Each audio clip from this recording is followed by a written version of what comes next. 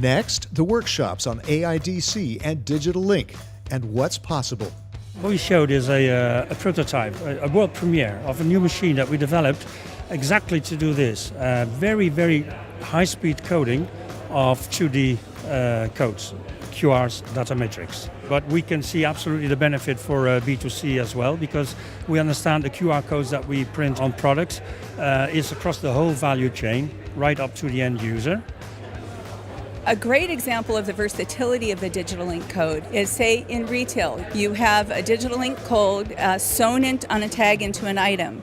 That tag can tell you sizing information if you want to order it again. That same code can tell you, give you tips on how to wear a skirt, how to accessorize with it. It can also give you information on when you're done wearing it, how to appropriately recycle that item. So it also enables the circular economy. We really see that digital identities is the next evolution of AIDC technologies. The roadblock is getting people to understand that they have to normalize their data and come to a common way of talking to each other.